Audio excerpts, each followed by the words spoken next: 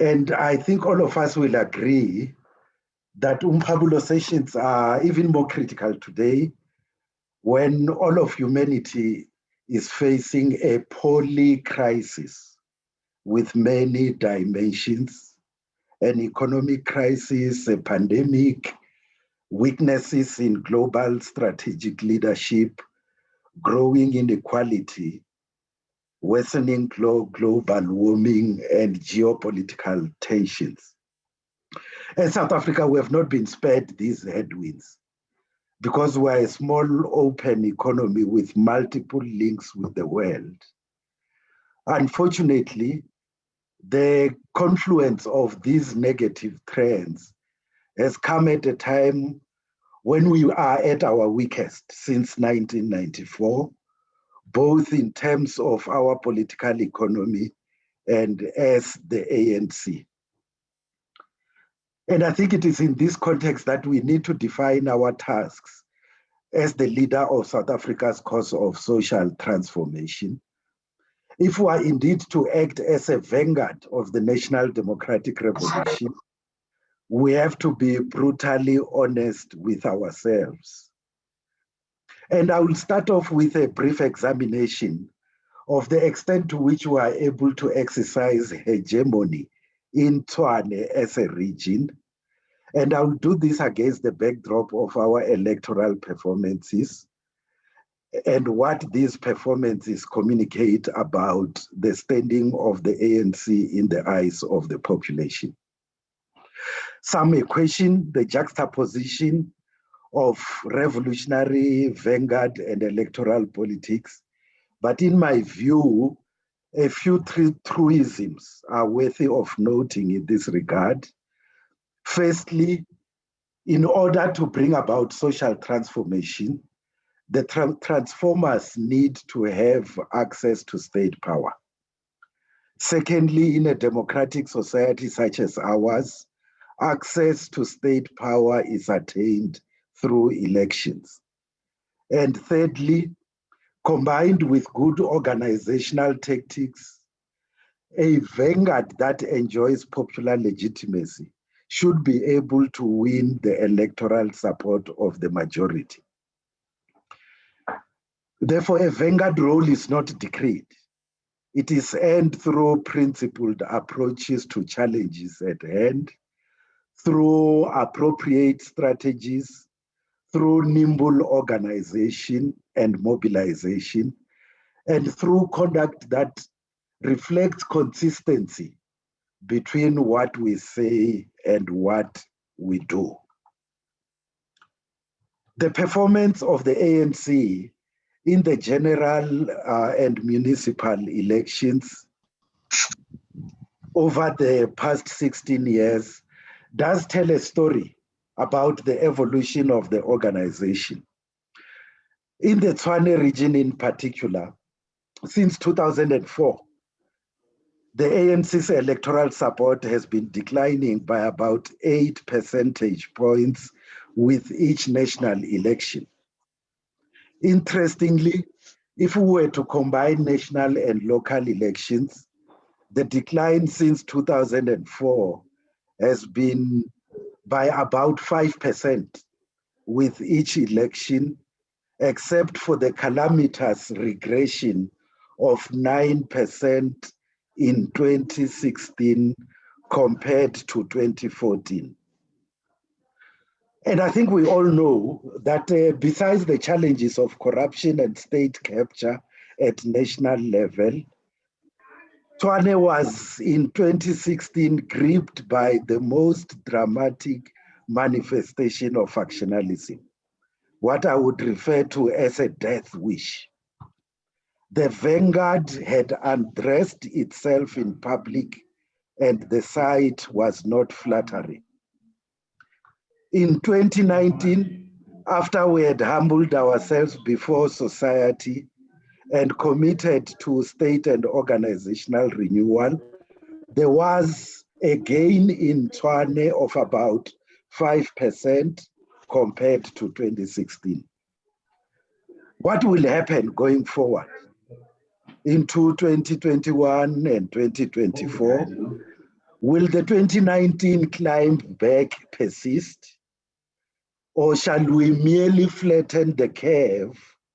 Or are we going to resume the trend of decline? These are questions that only you, the cadres and members of the ANC, can answer. Now, to understand these electoral trends and our challenges, let us examine the national environment in which we operate. In particular, how the balance of forces has shifted since the dawn of democracy in 1994. This is important because what we can and cannot do depends on that balance of forces. As we all know, in the early years of the democratic dispensation, it became necessary to contain various forces which wanted to frustrate and even reverse the democratic process. We then started introducing far-reaching programs of social transformation. But fundamental to the balance of forces is that the democratic government inherited an economy dominated by a few white-owned conglomerates, which then owned virtually all the critical economic sectors. There were macroeconomic difficulties, and we had to introduce GEAR as a self-imposed program to manage these difficulties. All this slowed down the process of thoroughgoing transformation. But beyond the transition, we were able to strengthen our grip on the state machinery and could speed up the program of change. Provision of basic services improved massively. Affirmative action assisted in breaking the apartheid glass ceiling. And I think the fact that Ward 85 has Africans making up about 25% of the community who are Black does reflect the shift in their numbers, especially Africans in the middle and upper strata of society. There's also been some progress in promoting gender equality through legislation, orientation of social programs, economic empowerment, and representation, especially in the public sector. What is clear, though, is that in the decade of the 2000s, the democratic state could have used its legitimacy and massive electoral endorsement, which was at about 70% in 2004, to push for speedier implementation of programs of change. The objective balance of forces allowed for faster progress. However, as the ANC, we were gripped by negative subjective factors. When we went to the NGC in Turkey, the organizational proposals that were being proposed were not even seriously discussed. Why? Because we were concerned with factional issues. And so frailties within the ANC, combined with a modest reading of the balance of forces, let opportunities slip through our fingers. What is the abiding lesson from this? It is that when the ANC is gripped by factionalism, when its focus is on irrelevant issues, we miss critical opportunities to take our struggle to higher levels. Now, coming to the current situation, what are the lessons that we can take, especially from the 2019 elections? I will not bore you with details because I think you are familiar with these issues. But I will point out certain critical trends that are important for our planning going forward. The first one is about turnout. Last year, in the elections, it was 65%, compared to 88% in 1999, 77% in 2009, and so on. Gauteng did slightly better, but it was still below historical standards. What is also concerning is that amongst the youth, low participation was reflected by a 40% decline in registration amongst 18 to 19-year-olds. And perhaps this is a challenge that young people in our branches will need to engage seriously. Instead of thinking about organizing camps for military training, we should be posing to ourselves the question, how does the ANC Youth League act as a vanguard of young people in society? Another element of the election outcome is tactical voting. In previous elections, we have received more votes for the national ballot than the provincial ones, but this was more pronounced in 2019. It appears that there was a deliberate decision by significant numbers of opposition supporters, especially in Gauteng, to vote for the ANC on the national ballot and for their own party at provincial level, in support, I think, of President Cyril Ramaphosa. And we were correct as the ANC after the elections to say that the results of the 2019 elections are a clarion call for faster transformation and for action against corruption. But the question that we have to address, especially now as we prepare for the NGC, is whether we can meet the people's expectations, whether we can achieve renewal of the ANC and society, and at the same time, forge absolute unity within the ANC. This is because as we implement the NASREC resolutions to act firmly against corruption and state capture, some of our members and even leaders face the specter of swapping three-piece suits or ANC leather jackets for orange overalls. Some of them have now trained their fury on law enforcement agencies and the judiciary. Some have started acts of disruption out there in society and possibly even sabotage. And the refrain is that they are being targeted because they stand for radical economic transformation. All analysis from the experiences of other post-colonial societies is that the so-called RET refrain is a case of a revolutionary slogan being used to defeat the revolution. So are we still enough as the ANC to face down this reactionary revolt?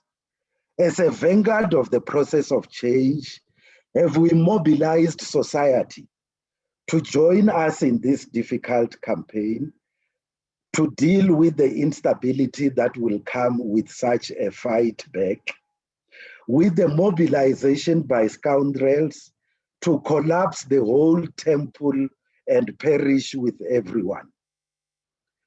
In Tshwane and elsewhere, are we working with the trade union movement, with religious organizations, the student movement, the business community, and other sectors to build a broad front for national and organizational renewal? These are the challenges that cadres of the ANC have to address today. As we did in the years of struggle, we must be at the head of the broadest possible front for the renewal of our society and our organization in pursuit of social transformation. I should say that we are fortunate because whilst we are facing internal organizational challenges, the other major parties have also to deal with their own demons. I'll just cite two examples. The DA is facing its own existential challenge. It is losing support to a right-wing party. And I think it has not resolved the question whether classical liberalism and more socially conscious liberalism can coexist within one party. Whether in terms of voters, the DA should hold on to the bird in hand or whether it should chase two in the bush. That's the challenge it faces. The EFF, on the other hand, has been celebrating the outcome of 2019, but its failure to achieve coalitions, especially in Gauteng, has generated internal strategic concern. It wants to become a party of government in some form. As we saw at its national conference, it is not as united as it claims. And as its hope of massive expansion dwindles, and as the threat of criminal prosecution increases, the EFF is bound to become more desperate and more disruptive. We need to understand this strategy, both in the legislatures and outside, and creatively combat it. Now, this is then the political balance of forces within which we operate. What about the current economic balance? In terms of distribution of assets and income, very little has changed. While social inequality between blacks and whites has somewhat narrowed, it has worsened within the black community. For the past decade, per capita economic growth was virtually non-existent. Consumer and investor confidence is low. Many state-owned enterprises are teetering on the edge, and the debt burden is wearing down the fiscus. At the same time, the immediate measures that we try to stabilize the debt situation, such as VAT increases, have a negative social impact. In addition, it will take much longer to reverse the negative effects of state capture. Now, as if this was not enough, the COVID-19 pandemic has aggravated the situation. We're a global generation with sophisticated weapons and appliances. We celebrate advances in the fourth industrial revolution. We pride ourselves on the mastery of tiniest particles in nanotechnology. We can manipulate natural phenomena through genetics, and our odysseys into space surpass everything imagined by previous generations. But a tiny virus has forced humanity to cower in terror, making us wonder about the fate of human civilization today. We thus have to question the logic of a global social system that fails to direct resources on scientific inquiry towards solving the most critical human threats. We have to question the manner in which geopolitics is playing out today, threatening to rend humanity apart. And we have to develop a keener understanding of and confront two of the main defining features of the current social system: growing inequality as well as marginalization of youth and women. As we deal with these challenges, we should also draw lessons from other experiences on how a fraught macro-social environment can be exploited for reactionary ends. I was saying it has happened in other countries that popular impatience at the pace of social renewal, anger at the negative impact of some corrective actions, and deliberate campaigns by forces that fear the just deserts of corruption, all of this can combine to create fertile ground for counter-revolutionary mobilization. This can imperil the reforms and the reformers. Some philosophers have characterized this as a syndrome in which the people demand, and I quote, "death to our life and life to our death." One that is similar to the biblical fable where those who were in an exodus to the promised land started to demand that they want to go back across the Red Sea. Yet another tendency that can combine with this is a poor assessment of the possibilities in a difficult environment. Thus, pursuit of narrow sectoral interests can end up further destabilizing the environment, threatening the protracted process of renewal. This, in my view, is the strategic discussion that we need to have with our allies in COSATU, especially the public service unions. We need effective communication to explain what we are doing as government and as the ANC, and the twists and turns of tactics in a complex environment. Let me now briefly reflect on the economic interventions required to take our society to a new and higher path of growth and development. I think we're all familiar with the government's reconstruction and recovery plan, which was announced by the president this week. I'll just talk briefly about the organizing framework, which should be around social compacting. On economic growth, we need to implement programs on infrastructure and other investments, public employment initiatives that focus on youth and women, small business support, and so on. And this needs to happen at national level, provincial, as well as local level. We need to be decisive in putting state-owned enterprises on a sustainable footing, in my view, including PIC equity in ESCOM. We need to expand low-end manufacturing, amongst others by creating larger numbers of special economic zones and industrial parks. And we need macroeconomic policies in terms of levels of fiscal debt, inflation, and interest rates, which promote growth and job creation.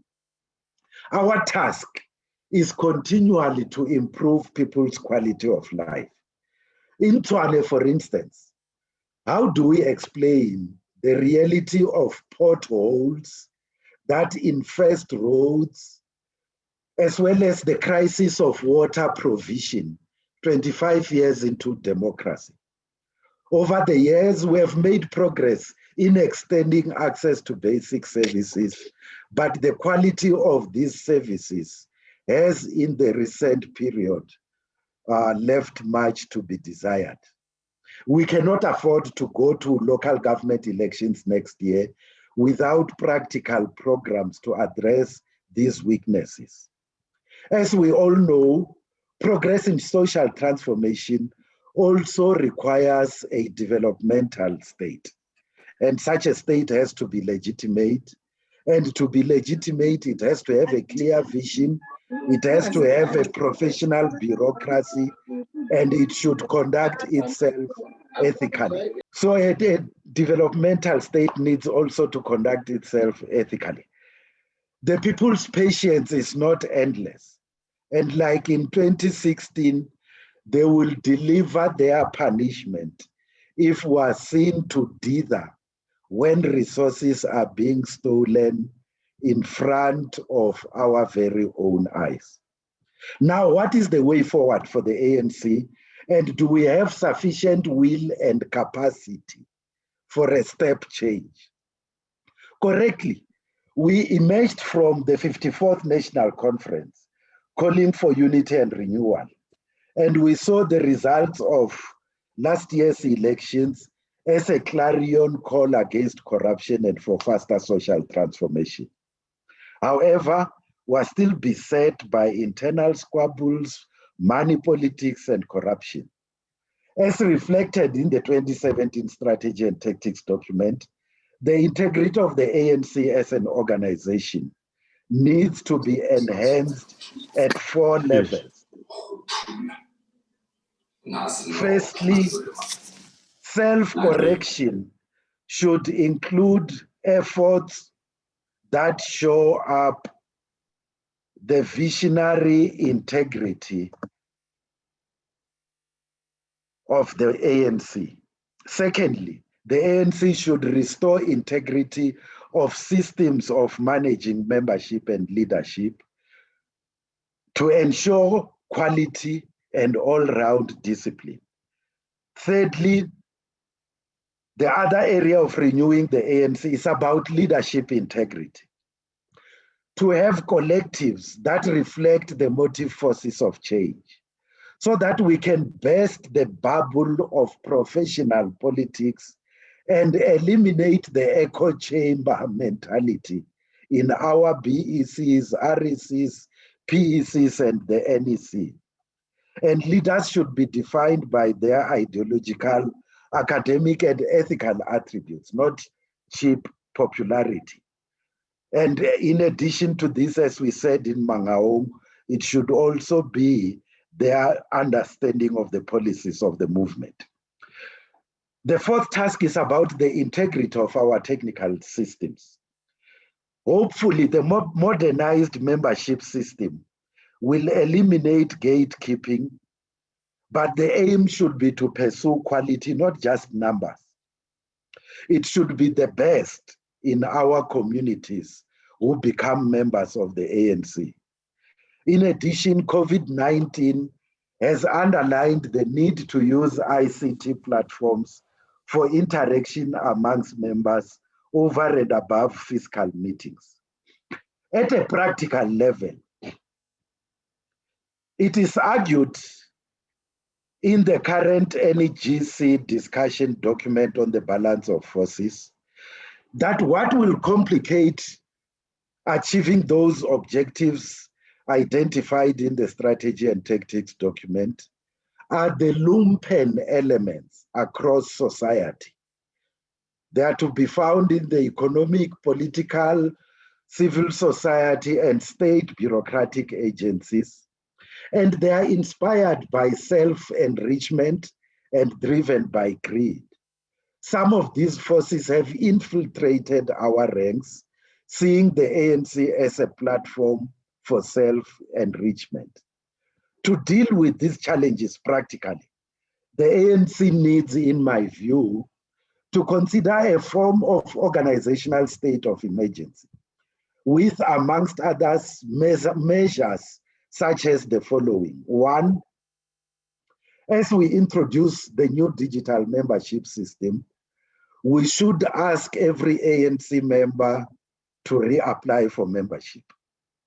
Two, our vetting mechanism should include a police clearance certificate for every member. Three, we must strengthen the integrity committee and set up the electoral commission as directed by conference, whose task should include pre-conference integrity checks for all candidates.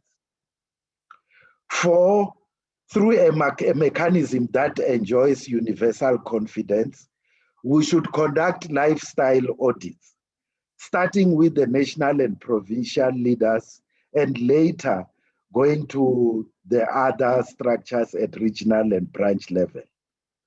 And last, we must ensure swift and decisive action against wrongdoing. This is in line with the spirit of the 2017 conference. And I say this because there is a tendency among some of us to ignore the totality of the resolutions from NASREC on social transformation, organizational renewal, state capacity, the fight against corruption and state capture, as if we went to NASREC only to talk about nationalization of the South African Reserve Bank and expropriation of land without compensation, important as those resolutions may be. To conclude, it cannot be emphasized enough that unity must be based on principle. It should be unity of purpose and unity in pursuit of the people's interests. In that way, we shall ensure that the revolution advances on all fronts. For this, we all need, like the namesake of your branch, to be the Andrum Langenis of the current age. So we can say with pride and confidence that the ANC leads and the ANC lives. Thank you very much. I'll stop there.